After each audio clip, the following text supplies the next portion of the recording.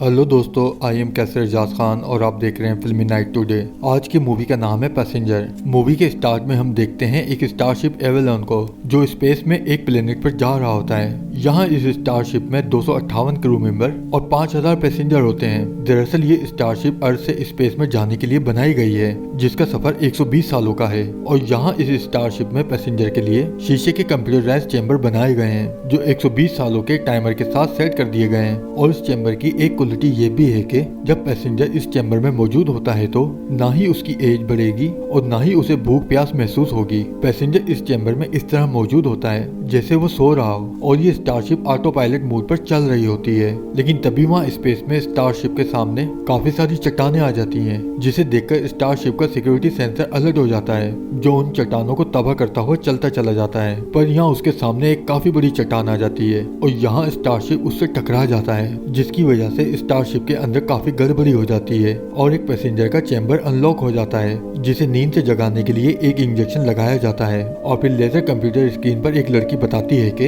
आपका नाम जिम है और उसे स्पेस वर्ल्ड कॉलोनी की स्पेशलिटी के बारे में बता रही होती है जो सुनकर जिम काफी खुश होता है और वो कंप्यूटर जिम को अपने रूम की तरफ ले जाती है और उसकी आईडी स्कैन करती है और उसे बताती है कि आप एक इंजीनियर हैं इसलिए आपका ग्रुप 38 है। और उसे बताती है कि 4 मंथ तक आपको इसी स्पेसशिप पर रहना होगा जहां आप बाकी के 5000 पैसेंजर के साथ मिलकर नई स्पेस कॉलोनी की ट्रेनिंग लेंगे। उसके बाद सीन चेंज होता है। यहाँ जिम नहा धोकर तैयार होता है और फिर वो ट्रेनिंग के लिए कॉन्फ्रेंस हॉल आता है जहाँ पर एक लेजर कंप्यूटर लेडी मौजूद होती है जो यहाँ ट्रेनिंग दे रही होती है। अब यहाँ जिम देखता है इसके अलावा वहाँ कोई इंसान मौजूद नहीं होता तो वो उस कंप्यूटर से बोलता है यहाँ मेरे सिवा कोई नहीं है, बाकी के लोग कहाँ हैं? पर वो लेडी कंप्यूटर जिम को बताती है कि यहाँ 5000 पैसेंजर और 258 क्रू मेंबर मौजूद हैं। अब ये सुनकर जिम को थोड़ा शक होता है और वो स्टारशिप पर दूसरे लोगों को ढूंढने लगता है पर उसे कहीं भी कोई इंसान नजर नहीं आता और ये एक आलीशान खूबसूरत शिप बना होता है। फिर उसे एक हेल्पलाइन कंप्यूटर दिखता है। अब यहाँ जिम उस कंप्यूटर से बोलता है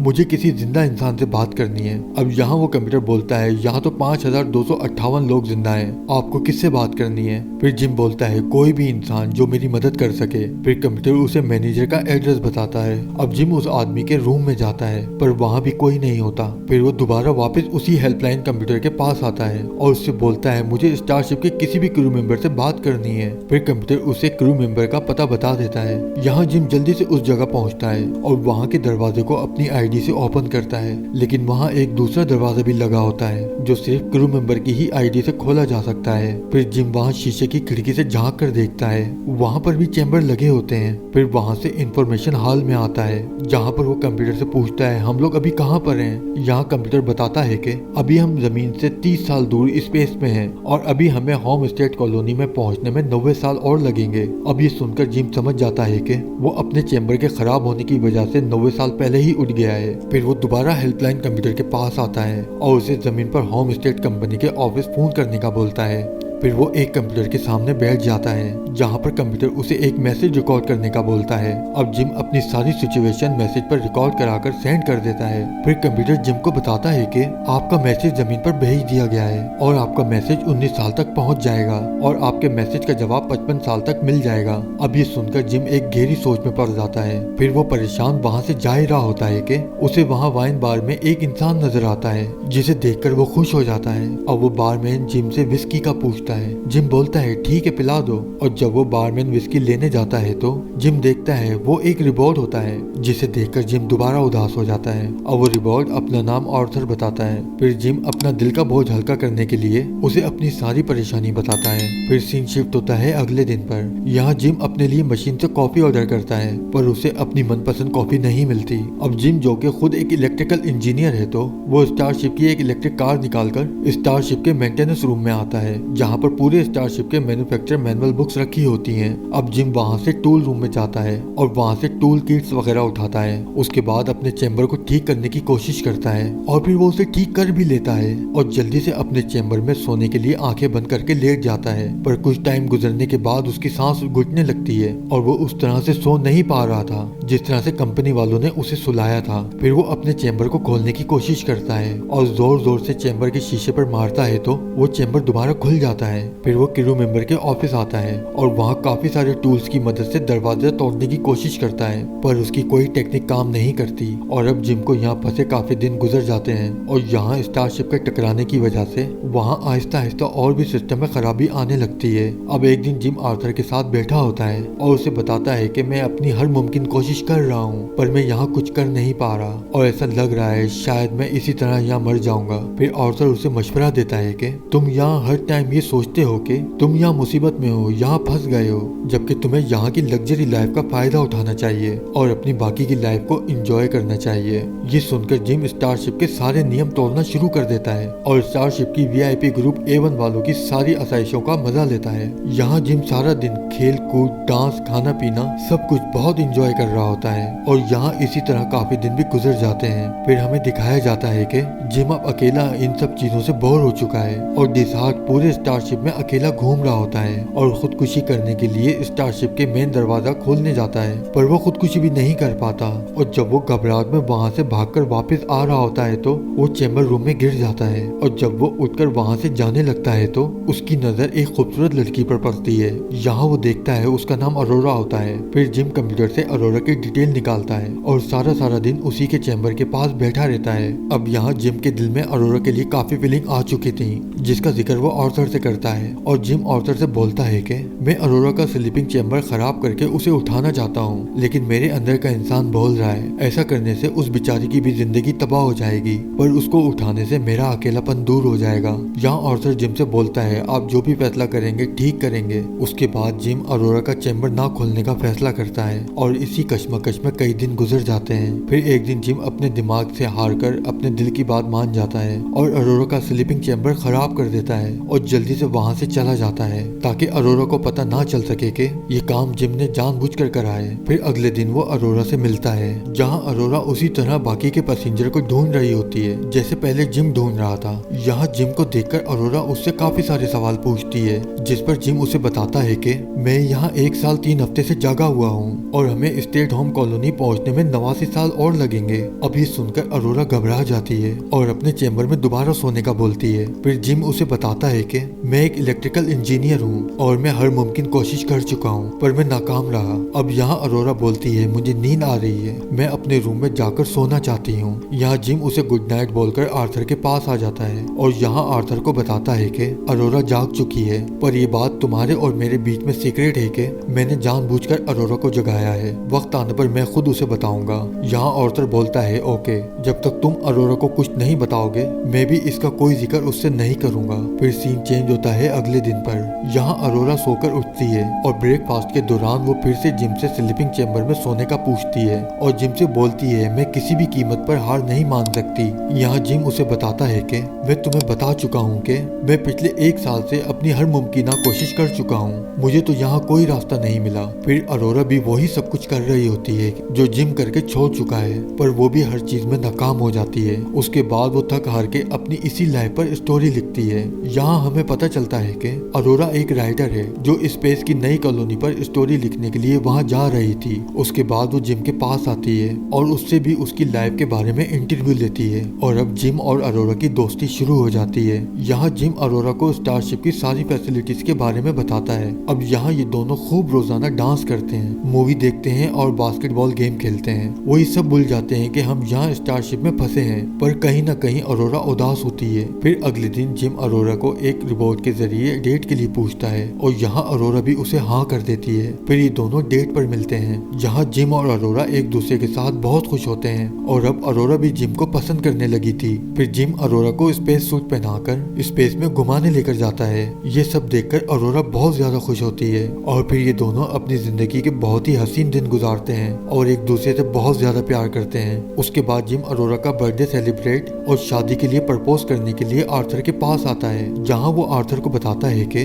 आज अरोरा की बर्थडे है। फिर अरोरा बोलती है हाँ, यहाँ जिम के साथ 1 साल कैसे गुजर गया मुझे पता ही नहीं चल सका और अब हमारे बीच कोई सीक्रेट नहीं है। ये सुनकर आर्थर जिम की तरफ देखता है और पूछता है क्या सच में तुमने अरोरा को सब कुछ बता दिया है? यहाँ जिम बोलता है हाँ, और फिर जिम अरोरा को सरप्राइज देने के लिए वहाँ से चला जाता है। उसके बाद आर्थर अरोरा को बताता है कि मिस्टर जिम आपसे बहुत ज्यादा प्यार करते हैं, यहाँ तक कि जब आप सो रही थी तो घंटों आपके चैम्बर के बाहर बैठे रहते थे। ये सुनकर अरोरा अरोरा बोलती है क्या मतलब। फिर आर्थर उसे सब कुछ बता देता है कि कैसे जिम ने अरोरा को उठाने का प्लान करा। तभी वहाँ जिम भी आ जाता है। यहाँ अरोरा को रोता देखकर पूछता है सब खैरियत है, तुम रो क्यों रही हो। फिर अरोरा जिम से पूछती है क्या तुमने मेरा स्लीपिंग चैम्बर खराब करके मुझे उठाया था। यहाँ जिम आर्थर की तरफ देखता है और अरोरा को सब कुछ सच बता देता है। ये सुनकर अरोरा गुस्से में वहाँ से चली जाती है। उसके बाद जिम अरोरा से कई बार बात करने की कोशिश करता है पर अरोरा जिम की शक्ल तक देखना नहीं चाहती थी। फिर एक दिन अरोरा जिम के रूम में आती है और यहाँ उसे बहुत बुरी तरह मारती है और जिम चुपचाप उसकी मार खाता रहता है। फिर अरोरा वहाँ से चली जाती है। दूसरी जगह हम देखते हैं स्टारशिप के टकराने की वजह से वहाँ के कंप्यूटर सिस्टम में काफी सारी प्रॉब्लम्स और एरर आने लगे थे, जिसकी वजह से वहाँ की चीजें ठीक तरह से काम नहीं कर रही थी। दूसरी जगह जिम और अरोरा कई हफ्तों तक एक दूसरे से बात नहीं करते। फिर जिम अरोरा को खुश करने के लिए वहाँ एक रियल दरख्त लगाता है जिसे देखकर अरोरा बहुत खुश होती है। लेकिन तभी वहाँ सिस्टम दोबारा खराब हो जाता है और यहाँ जिम भी लिफ्ट में फंस जाता है। तभी स्पीकर पर क्रू मेंबर की आवाज आती है जो अपना नाम गस बताता है और पूछता है यहाँ स्टारशिप पर दरख्त किसने लगाया है। तभी यहाँ ये दोनों भी आ जाते हैं और गस को अपनी सारी सिचुएशन के बारे में बताते हैं। अब गस सारे मामले को ठीक करने की कोशिश करता है और स्लीपिंग चैम्बर को देखकर समझ जाता है कि जिम ने अरोरा का स्लीपिंग चैम्बर जानबूझकर खोला है। यहाँ अरोरा गस से बोलती है आपको पता है ना जिम ने जानबूझकर मेरा स्लीपिंग चैम्बर खोला है। जिस पर गस अरोरा को समझाता है कि उसकी जगह कोई भी होता वो यही करता, इसमें उसकी कोई गलती नहीं है। अब यहाँ जिम भी आ जाता है पर ये दोनों देखते हैं कि गस की तबीयत कुछ खराब हो रही होती है। अब यहाँ गस सोने चले जाता है और बोलता है कल सुबह मैं इन तमाम खराबियों को ठीक कर दूंगा। अब रात हो जाती है पर अरोरा को नींद नहीं आ रही होती। फिर वो स्विमिंग करने चली जाती है। तभी वहाँ स्टारशिप की ग्रेविटी फेल हो जाती है जिसकी वजह से सब चीजें हवा में उड़ने लगती है। दूसरी जगह जिम और गस सो रहे होते हैं और वो भी हवा में उड़ रहे होते हैं और यहाँ अरोरा पानी में फंस जाती है। तभी वहाँ ग्रेविटी का सिस्टम ठीक हो जाता है और चीजें दोबारा से अपनी जगह आ जाती हैं। अब जिम और अरोरा भागते हुए गस के रूम की तरफ आते हैं। अब यहाँ सीन चेंज होता है जहाँ हम देखते हैं कि गस कंप्यूटर के जरिए सब कुछ पता लगा लेता है कि खराबी कब और क्यों आई थी, जिसे सुनकर अरोरा समझ जाती है जिम पर जो गुजरी उसमें उसकी कोई गलती नहीं है। फिर गस बताता है कि आहिस्ता आहिस्ता सारा सिस्टम बिगड़ जाने वाला है और ये पूरा स्टारशिप तबाह हो जाएगा, यानी सब पैसेंजर की मौत हो जाएगी। फिर वो उन्हें इंजन रूम में ले जाता है जहाँ वो इन दोनों को दिखाता है कि खराबी इस जगह से आई है और हमें मैनुअली चेक करना होगा कि खराबी कहाँ और क्या हुई है। तभी अचानक गस वहाँ बेहोश हो जाता है। फिर जिम उसे मेडिकल रूम में ले जाता है जहाँ मशीन उसे बताती है कि गस को 612 बीमारियां हैं। फिर गस अपनी बीमारियों का इलाज और उनके बारे में पूछता है। यहाँ सिस्टम उसे बताता है कि आपका इलाज मुमकिन नहीं है और आप चंद घंटों में मर सकते हैं। फिर गस वहाँ से चला जाता है। ये सुनकर ये दोनों भी परेशान हो जाते हैं क्योंकि गस ही इनकी आखिरी उम्मीद है। फिर गस अपने रूम में जाकर लेट जाता है। फिर कुछ देर बाद पूरे स्टारशिप में एरर आने लगता है जिसकी वजह से सारा सिस्टम फेल होने लगता है। अब यहाँ जिम और अरोरा गस को ढूंढ रहे होते हैं और गस यहाँ एक हाल में बैठा होता है और फिर वो इन दोनों को समझाता है कि तुम दोनों ही इस स्टारशिप की आखिरी उम्मीद हो और प्लीज एक दूसरे का साथ मत छोड़ना चाहे कुछ भी हो जाए। फिर गस जिम को अपनी आईडी देता है और बोलता है तुम्हें इसकी जरूरत पड़ेगी। अब यहाँ गस की डेथ हो जाती है और फिर यहाँ स्टारशिप में खराबी बहुत ज्यादा बढ़ जाती है और यहाँ स्टारशिप अब पूरी तरह तबाह होने वाला होता है। फिर अरोरा और जिम मिलकर स्टारशिप की खराबी ढूंढते हैं जहाँ एक जगह इन्हें खराबी का पता चल जाता है। फिर अरोरा जिम से बोलती है तुम इसे कैसे ठीक करोगे। अब जिम अरोरा को समझाता है कि यहाँ हर चीज का स्पेयर पार्ट्स मौजूद है। फिर वो वहाँ के मास्टर कंप्यूटर के पार्ट्स को रिप्लेस करके ठीक कर देता है पर उसके अंदर खराबी की वजह से आग लग गई थी जिसकी हीट कंप्यूटर रूम के केबिन तक आ रही थी और इसी की वजह से स्टारशिप का पूरा सिस्टम खराब हो रहा था। फिर जिम एक लीवर से इंजन रूम का हीट वेंटिलेशन दरवाजा खोलता है पर वो दरवाजा नहीं खुल रहा होता। फिर कंप्यूटर उसे बताता है कि ये आपको खुद मैनुअली खोलना होगा। फिर जिम उसे ठीक करने जाने का बोलता है और गस की आईडी अरोरा को दे देता है और बोलता है शायद मैं वापस ना आ सकूं तो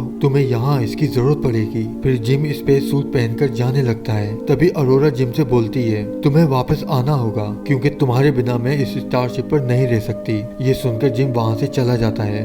दूसरी जगह अरोरा इंजन रूम के केबिन में जाती है, जहाँ वो देखती है इंजन रूम इस कदर गर्म हो चुका होता है कि उसकी तपिश से बाकी के कंप्यूटर टूटने लगते हैं। दूसरी जगह जिम भी वेंटिलेशन दरवाजे तक पहुँच जाता है और वो दरवाजा खोलता है तो वो खुलकर वापस बंद हो रहा होता है। फिर अरोरा उसे बताती है कि जल्दी करो, यहाँ गर्मी की वजह से सभी कुछ तबाह हो रहा है। पर जिम बोलता है दरवाजा खुलकर अपने आप फौरन बंद हो जाता है। फिर स्टारशिप की तपिश को देखते हुए जिम अरोरा से बोलता है, मैं दरवाजा रोक कर रखता हूँ, तुम इंजन रूम की हीट वाला दरवाजा खोल दो। जिस पर अरोरा बोलती है, तुम पागल हो गए हो क्या? अगर मैंने वो दरवाजा खोल दिया तो तुम वहाँ उस हीट की वजह से तुम मर जाओगे। तुम वापस आ जाओ, हम कुछ और रास्ता निकालेंगे। पर जिम बोलता है, अगर हमने ऐसा नहीं करा तो पूरा शिप मेरे आने से पहले ही तबाह हो जाएगा। अरोरा बोलती है, होता है तो हो जाए, लेकिन मैं तुम्हारे बिना नहीं रह सकती। फिर जिम बोलता है, यहाँ सवाल मेरी जिंदगी का नहीं है, यहाँ मौजूद 5258 लोगों की जिंदगी का है। और उसे बोलता है, अगर हमारी किस्मत में मिलना हुआ तो मुझे कुछ नहीं होगा। अब ये सुनकर अरोरा इंजन रूम का दरवाजा खोल देती है, जहाँ से सारी हीट निकल जाती है और अंदर स्टारशिप का पूरा सिस्टम अपने आप रिपेयरिंग मोड पर चला जाता है और सब कुछ ठीक होने लगता है। पर यहाँ उस हीट की वजह से जिम की हालत खराब हो जाती है और वो उसी फायर के साथ स्पेस में चला जाता है और उसकी सेफ्टी बेल्ट भी टूट जाती है। दूसरी जगह अरोरा जिम से कांटेक्ट करने की कोशिश कर रही होती है कि तभी उसका कांटेक्ट जिम से हो जाता है और वो जिम को बताती है कि हम कामयाब हो गए हैं, सब कुछ ठीक हो गया है, प्लीज तुम भी जल्दी से अंदर वापस आ जाओ। यहाँ जिम अरोरा को बताता है कि मेरी बेल्ट टूट चुकी है और मेरे स्पेस सूट में सुराख हो गया है, इसलिए मैं वापस अंदर नहीं आ सकता। ये सुनकर अरोरा जिम से बोलती है, फिक्र मत करो, मैं बाहर आ रही हूँ तुम्हें बचाने के लिए। अब अरोरा जल्दी से स्पेस सूट पहनकर कंप्यूटर को ऑर्डर देती है कि जिम को ढूंढो, वो कहाँ है। कंप्यूटर उसे बता देता है और उसे एक टारगेट की तरह उसके पास ले जाता है। पर यहाँ अरोरा की बेल्ट छोटी पड़ जाती है और वो जिम को पकड़ नहीं पाती। तभी उसे वहाँ जिम की बेल्ट हवा में दिखती है और अरोरा उस बेल्ट को पकड़कर जिम को स्टारशिप पर ले जाती है। पर यहाँ वो देखती है जिम मर चुका है। फिर वो जिम को मेडिकल मशीन में रखती है, जहाँ पर स्कैन के बाद मेडिकल मशीन उसे बताती है कि जिम अब मर चुका है। फिर अरोरा उस मशीन को मेडिकल ट्रीटमेंट देने का बोलती है और यहाँ मेडिकल मशीन जिम को हर मुमकिन ट्रीटमेंट देती है और फिर जिम सांसें लेने लगता है। यहाँ अरोरा जिम को बहुत प्यार करती है। उसके बाद ये लोग वहाँ फिर से अपनी लाइफ गुजारने लगते हैं। अब यहाँ गस की आईडी की मदद से जिम स्लीपिंग चैम्बर ठीक कर लेता है और अरोरा को बताता है कि मैंने स्लीपिंग चैम्बर ठीक कर दिया है और मैं चाहता हूँ कि तुम उसमें जाकर दोबारा सो जाओ। पर अरोरा उससे बोलती है, तुम्हारा क्या होगा, तुम यहाँ अकेले रह जाओगे। फिर जिम बोलता है, तुम्हें वापस जाकर सोना ही होगा ताकि तुम अपनी लाइफ में वो कर सको जो तुम चाहती थी। फिर हम देखते हैं जिम आर्थर के साथ बैठा विस्की पी रहा होता है। तभी वहाँ अरोरा आ जाती है। फिर यहाँ जिम उसे एक रिंग देता है और बोलता है, मैं ये तुम्हें काफी टाइम से देना चाहता था। फिर सीन चेंज होता है। यहाँ जिम और अरोरा एक साथ स्विमिंग कर रहे होते हैं। फिर दोबारा सीन चेंज होता है। यहाँ स्टारशिप को चलते हुए 88 साल गुजर चुके हैं और अब यहाँ सारे क्रू मेंबर जाग जाते हैं क्योंकि ये लोग स्टेट होम कॉलोनी पहुंच चुके हैं। फिर ये क्रू मेंबर बाहर आकर देखते हैं जहाँ पर हर तरफ पेड़ पौधे लगे होते हैं और इन्हें अरोरा की किताब से पता चलता है कि जिम और अरोरा ने इन सबको किस तरह से बचाया और उन दोनों ने एक दूसरे के साथ रहकर किस तरह अपनी लाइफ को खूबसूरत बनाया, क्योंकि दोस्तों लव इज लाइफ। इसी के साथ यहाँ इस मूवी का एंड हो जाता है। अगर आपको मूवी अच्छी लगी हो तो इसे लाइक, शेयर और चैनल को सब्सक्राइब करना मत भूलिएगा और साथ में बेल के बटन को भी प्रेस कर दीजिएगा ताकि आने वाली हर वीडियो का नोटिफिकेशन आपको मिलता रहे। शुक्रिया।